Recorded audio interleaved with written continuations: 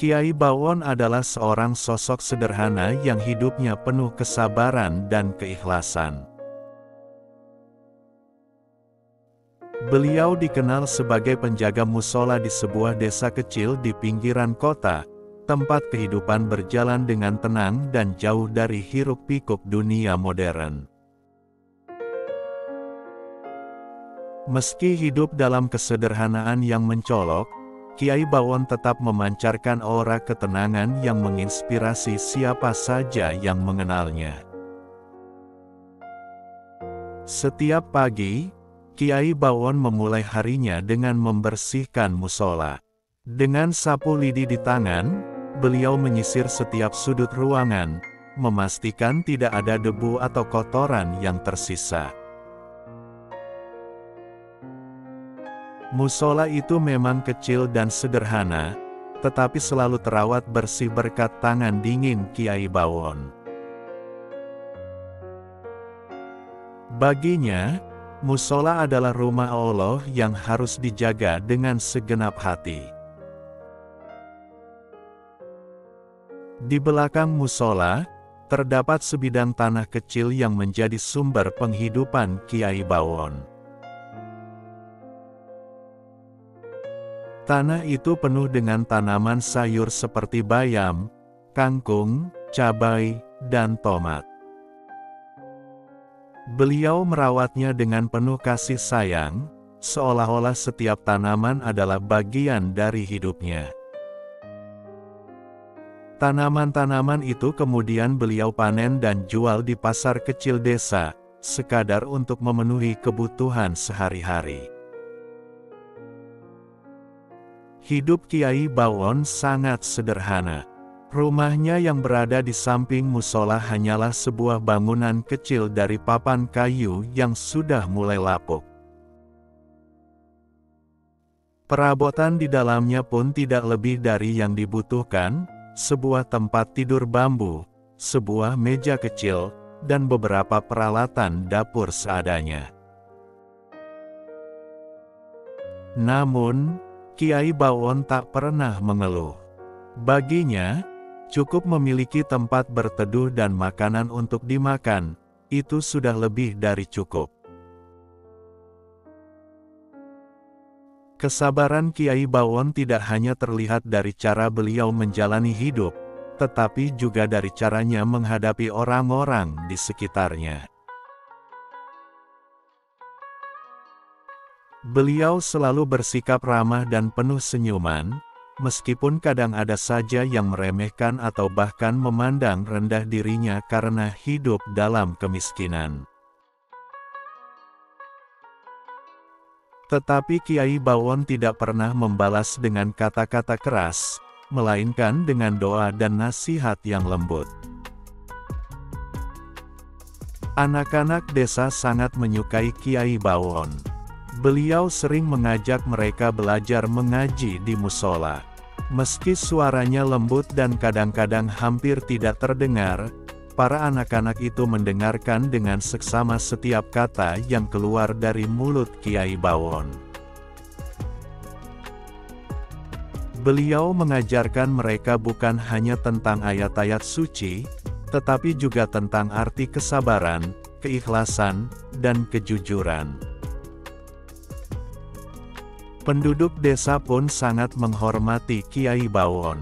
Meski hidupnya tampak sederhana dan memprihatinkan, Kiai Bawon selalu menjadi orang pertama yang membantu ketika ada warga yang membutuhkan. Saat ada tetangga yang sakit, beliau datang menjenguk dan mendoakan. Ketika ada yang kesulitan, beliau selalu mencoba membantu, walaupun hanya dengan doa atau sekadar menyemangati. Kiai Bawon juga dikenal sebagai sosok yang mencintai lingkungan. Beliau tidak hanya merawat tanaman di belakang musola, tetapi juga menanam bunga-bunga di sekeliling musola. Warna-warni bunga yang mekar menjadi pemandangan yang menyejukkan hati siapa saja yang datang beribadah.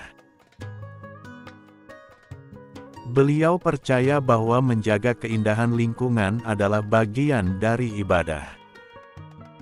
Setiap malam, setelah semua pekerjaannya selesai, Kiai Bawon menghabiskan waktu dengan berzikir dan berdoa. Suara lirih doanya sering terdengar dari dalam musola, membelah keheningan malam. Beliau berdoa untuk kebahagiaan semua orang, termasuk mereka yang pernah menyakitinya. Itulah yang membuat Kiai Bawon begitu dihormati oleh banyak orang. Meski hidup dalam keterbatasan, Kiai Bawon tidak pernah meminta-minta. Beliau lebih memilih bekerja keras, meski hasilnya hanya cukup untuk makan sehari-hari. Rezeki itu milik Allah. Tugas kita adalah berusaha dan bersyukur, begitu katanya kepada seorang pemuda yang pernah mengeluhkan nasibnya. Kisah hidup Kiai Bawon menjadi pelajaran bagi siapa saja yang mengenalnya. Kesederhanaan, kesabaran, dan keikhlasannya menjadi cermin bagi mereka yang sering terjebak dalam keserakahan dan keluh kesah. Beliau menunjukkan bahwa kebahagiaan sejati tidak datang dari harta benda, melainkan dari hati yang penuh syukur.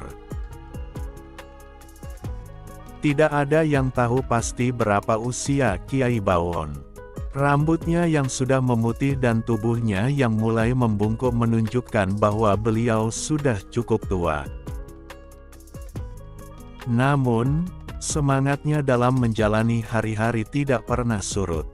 Beliau selalu tampak sibuk, entah membersihkan musola, merawat tanaman, atau mengajar anak-anak. Hari-hari Kiai Bawon berjalan dengan pola yang sama, tetapi beliau tidak pernah merasa bosan. Setiap hari adalah anugerah, katanya suatu ketika kepada seorang pemuda desa yang bertanya tentang rahasia kebahagiaannya. Jawaban sederhana itu membuat pemuda tersebut terdiam, merenungi makna hidup yang selama ini mungkin terabaikan. Kiai Bawon memang tidak pernah mengejar dunia. Baginya, dunia hanyalah tempat singgah sementara. Segala yang beliau lakukan semata-mata untuk mendapatkan ridha Allah. Beliau percaya bahwa keberkahan hidup tidak diukur dari seberapa banyak yang dimiliki, tetapi dari seberapa ikhlas menjalani takdir yang telah ditentukan. Namun, di balik semua kesederhanaannya, Kiai Bawon menyimpan kisah-kisah inspiratif yang tidak banyak orang tahu. Setiap langkah hidupnya adalah pelajaran tentang bagaimana menghadapi kesulitan dengan sabar dan tetap percaya pada rencana Tuhan. Beliau adalah teladan nyata bagi siapa saja yang ingin belajar tentang arti kehidupan. Kiai Bawon memiliki satu amalan yang tidak pernah ia tinggalkan, yakni membaca Sayyidul Istighfar setiap hari. Amalan ini ia lakukan dengan penuh penghayatan, baik di pagi hari selepas salat subuh maupun di malam hari sebelum tidur. Sayyidul Istighfar adalah kunci pengampunan dari Allah, sekaligus doa untuk memperbaiki dirinya dari hari ke hari. Ia meyakini bahwa setiap manusia tidak lepas dari dosa, dan istighfar adalah jalan untuk membersihkan diri. Amalan Sayyidul Istighfar ini telah menjadi bagian dari hidup Kiai Bawon sejak muda. Ia mendengar keutamaannya dari seorang guru ketika masih belajar mengaji di pesantren.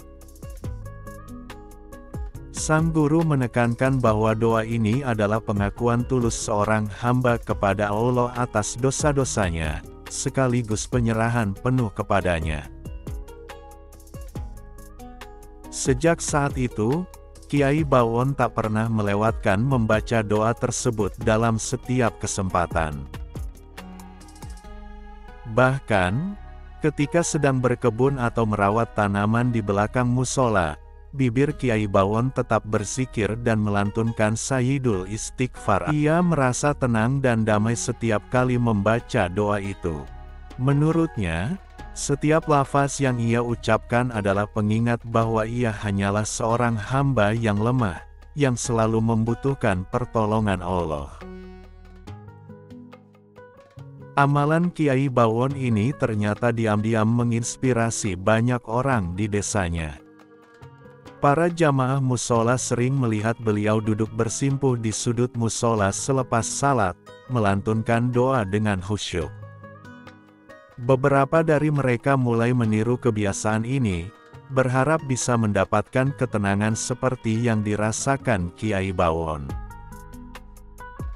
Lambat laun, musola kecil itu menjadi tempat yang dipenuhi dengan zikir dan istighfar setiap harinya.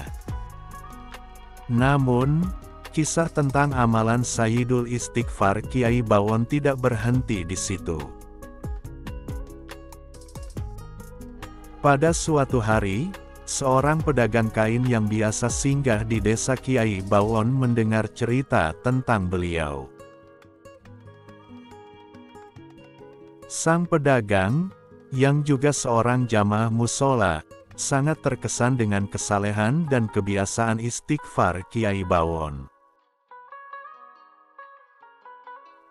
Ketika pedagang tersebut pergi ke Mekah untuk menunaikan ibadah haji, ia membawa kisah Kiai Bawon kepada seorang ulama di sana. Ulama besar di Mekah itu, Syekh Abdul Rahman, mendengar kisah tersebut dengan penuh perhatian. Ia kagum mendengar ada seorang hamba Allah di sebuah desa kecil yang begitu teguh mengamalkan Sayyidul Istighfar dalam hidupnya, meski hidup dalam kemiskinan. Syekh Abdul Rahman kemudian menceritakan kisah ini dalam salah satu majelisnya di Masjidil Haram. Para jamaah yang mendengar kisah tersebut merasa tersentuh, dan nama Kiai Bawon mulai dikenal di kalangan ulama di Mekah. Kiai Bawon, tentu saja, tidak mengetahui bahwa amalan kecilnya telah sampai ke tanah suci. Ia tetap menjalani hidup seperti biasa, membersihkan musola, merawat tanaman, dan mengajar anak-anak mengaji. Ia tidak pernah mengira bahwa sesuatu yang ia lakukan dengan tulus dan diam-diam bisa menginspirasi banyak orang di belahan dunia lain. Beberapa bulan kemudian, sebuah kejutan datang ke desa Kiai Bawon. Seorang jamaah haji yang baru pulang dari Mekah membawa kabar bahwa nama Kiai Bawon disebut-sebut oleh ulama besar di Masjidil Haram. Awalnya, para penduduk desa tidak percaya. Bagaimana mungkin seorang lelaki sederhana seperti Kiai Bawon bisa dikenal oleh ulama di Mekah? Namun, cerita itu terus menyebar, dan akhirnya sampai juga ke telinga Kiai Bawon. Ketika mendengar kabar itu, Kiai Bawon hanya tersenyum kecil. Ia merasa heran mengapa namanya disebut-sebut, padahal ia tidak pernah melakukan sesuatu yang luar biasa. "Saya hanya hamba biasa, tidak pantas rasanya disebut-sebut seperti itu," ujarnya dengan nada rendah hati. Namun, para jamaah terus meyakinkan beliau bahwa amalan kecil yang dilakukan dengan ikhlas memang bisa membawa berkah yang tak terduga. Berita tentang Kiai Bawon menarik perhatian banyak orang, termasuk beberapa santri dari pesantren di kota sebelah. Mereka datang ke desa untuk bertemu langsung dengan beliau dan mendengar kisahnya. Namun, Kiai Bawon tidak pernah menganggap dirinya istimewa. Setiap tamu yang datang, ia sambut dengan ramah, dan ia selalu menekankan bahwa yang patut diteladani bukanlah dirinya, tetapi amalan yang ia lakukan. Syekh Abdul Rahman, yang penasaran dengan sosok Kiai Bawon, akhirnya mengirimkan surat ke Indonesia melalui salah satu muridnya. Surat itu berisi salam penghormatan dan doa dari Mekah untuk Kiai Bawon, serta harapan agar beliau terus mengamalkan Sayyidul Istighfar. Ketika surat itu sampai ke tangan Kiai Bawon, ia membacanya dengan penuh haru. Ia merasa sangat terhormat, tetapi sekaligus juga merasa kecil di hadapan kebesaran Allah. Setelah kejadian itu, Kiai Bawon menjadi lebih dikenal. Namun, beliau tetap hidup sederhana dan menjaga keikhlasannya. Baginya, pujian dari manusia hanyalah sementara. Yang lebih penting adalah ridha Allah. Jika amalan ini sampai kepada banyak orang, itu semata-mata karena Allah ingin mereka mendapatkan manfaat, bukan karena saya, katanya dengan rendah hati. Meski sudah dikenal luas, Kiai Bawon tidak pernah meninggalkan rutinitasnya. Setiap hari, beliau tetap bekerja membersihkan musola, merawat tanaman, dan mengajar anak-anak. Tidak ada yang berubah dari cara hidupnya. Bahkan, beliau semakin sering mengingatkan para jamaah untuk selalu bersyukur dan memperbanyak istighfar, terutama Sayyidul Istighfar. Keikhlasan Kiai Bawon akhirnya membawa keberkahan besar bagi desanya.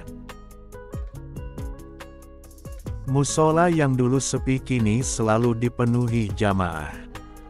Banyak orang dari luar desa datang untuk belajar dari Kiai Bawon, bukan hanya tentang amalan, tetapi juga tentang kesederhanaan dan keikhlasan.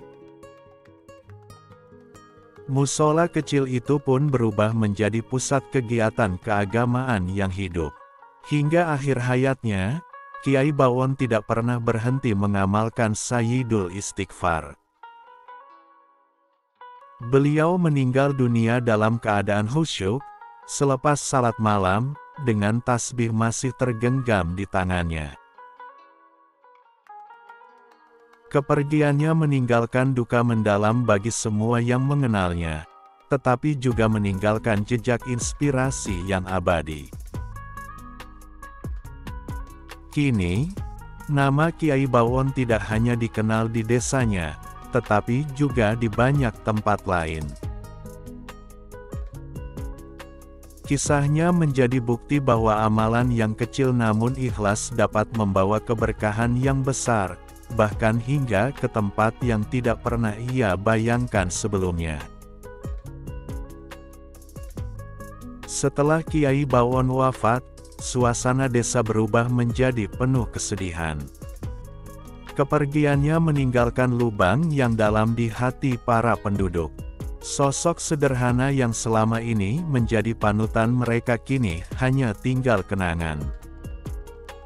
Namun, meski raganya telah tiada, semangat dan ajaran Kiai Bawon tetap hidup di tengah masyarakat. Penduduk desa bersepakat untuk menjaga musola dan melanjutkan amalan yang selama ini beliau tekuni. Tidak lama setelah itu, sebuah kabar mengejutkan datang dari luar negeri. Bantuan dari Arab Saudi tiba di desa tersebut. Bantuan ini berupa dana besar yang diberikan oleh salah seorang dermawan dari Mekah yang pernah mendengar kisah Kiai Bawon. Ulama besar di sana, Syekh Abdul Rahman, turut merekomendasikan agar musola tempat Kiai Bawon mengabdi direnovasi menjadi lebih besar dan layak. Bantuan itu disertai dengan pesan, kebaikan yang dilakukan Kiai Bawon adalah cermin keikhlasan seorang hamba Allah. Musola ini adalah saksi atas amalannya. Proyek pembangunan musola segera dimulai. Penduduk desa bergotong royong membantu pembangunan tersebut.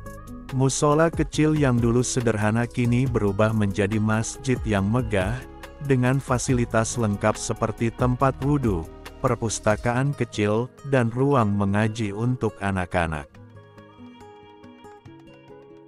Nama musola itu pun diubah menjadi Masjid Kiai Bawon sebagai penghormatan kepada beliau. Keberadaan masjid baru ini membawa dampak besar bagi desa. Banyak jamaah dari luar desa yang datang untuk beribadah. Sebagian dari mereka adalah orang-orang yang pernah mendengar kisah Kiai Bawon. Kehadiran mereka menjadi berkah tersendiri bagi warga desa. Pasar kecil mulai tumbuh di sekitar masjid, menjual kebutuhan jamaah seperti makanan, minuman, dan perlengkapan ibadah. Tidak hanya masjid, makam Kiai Bawon pun mendapat perhatian khusus. Penduduk desa sepakat untuk membangun makam beliau agar menjadi tempat yang layak bagi para peziarah. Dengan dana swadaya dan bantuan tambahan dari donatur, makam itu direnovasi menjadi sebuah komplek kecil yang indah dan tertata. Di sekitar makam, didirikan area istirahat bagi para peziarah, lengkap dengan pohon rindang yang menyejukkan. Para peziarah datang dari berbagai tempat, bahkan dari luar kota. Mereka ingin berziarah ke makam Kiai Bawon, untuk mendoakan beliau sekaligus mengambil hikmah dari kisah hidupnya. Makam itu menjadi simbol pengingat bahwa keikhlasan dan kesabaran dapat membawa keberkahan yang luas. Setiap pengunjung yang datang merasa terinspirasi oleh keteladanan hidup Kiai Bawon. Keberadaan makam dan masjid yang kini ramai oleh jamaah dan peziarah juga membawa dampak ekonomi yang signifikan bagi desa. Banyak penduduk yang mulai membuka usaha kecil-kecilan di sekitar area tersebut. Ada yang menjual makanan tradisional, minuman segar, oleh-oleh berupa kerajinan tangan, hingga kitab-kitab doa dan zikir. Desa yang dulu hidup dalam kesederhanaan kini menjadi lebih makmur, berkat berkah dari jasa Kiai Bawon. Anak-anak muda desa pun mulai semangat belajar agama. Mereka terinspirasi oleh Kiai Bawon dan ingin melanjutkan perjuangan beliau. Beberapa di antara mereka bahkan melanjutkan pendidikan agama ke pesantren-pesantren besar di luar desa.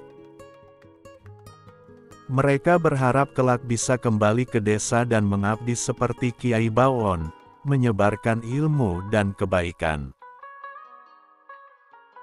Masjid Kiai Bawon juga menjadi pusat kegiatan keagamaan yang aktif.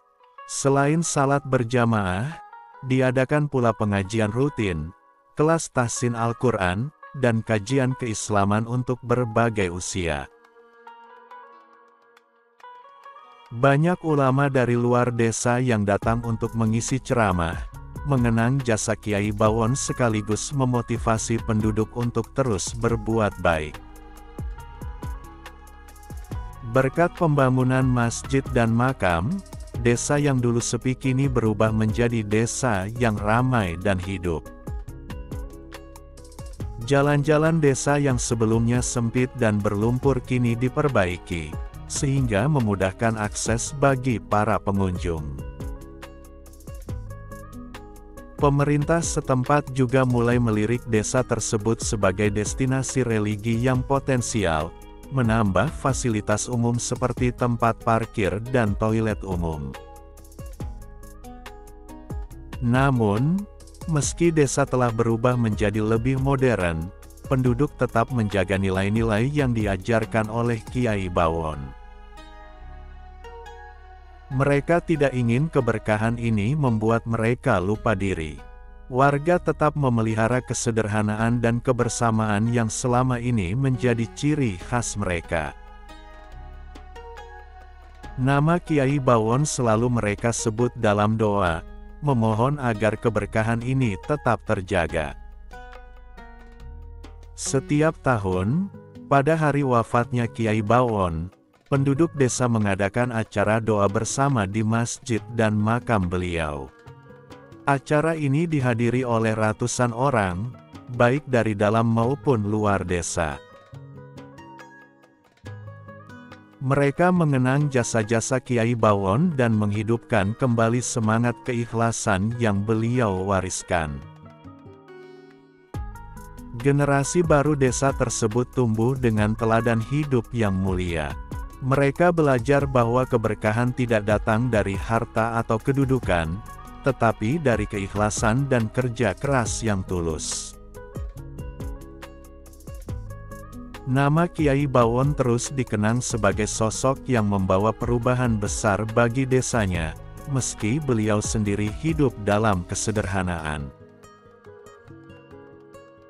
Hingga kini, kisah Kiai Bawon terus diceritakan dari satu generasi ke generasi berikutnya.